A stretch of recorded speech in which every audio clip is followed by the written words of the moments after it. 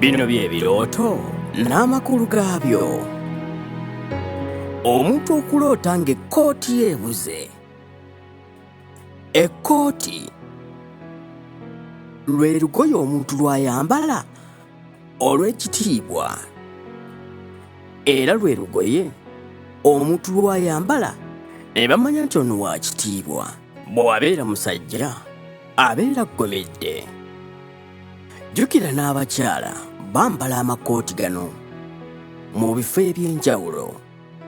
Kale, ekkooti bwe tugenda mu bulamu obw'omwoyo etegeeza bitiibwa. Ekkooti bwe beekubuzeeko, ebintu bino wammanga biyinza okuba nga bikubuzeeko. Ekkooti y'obufumbo bwo eyinza okuba ekubuzeeko oba ng'egenda kukubulako.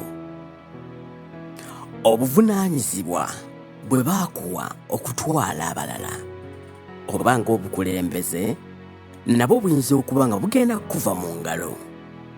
Ekkooti eno esobola okutegeeza nti obukuumi bwo bugenda kuggyibwako oba bugenda kubulako. Jjukira tuli mu bulamu obw'omwoyo ate era bwe bumala ne bujja mu bulamu obwa bulijjo. Kyova olaba nti omuntu w'afuna ekintu n'akirabako alina okuba nga yakirootako oba nga baakimugamba nti waliwo yakulooseeko. Teweerabira ku subscribinga n'okulayikinga.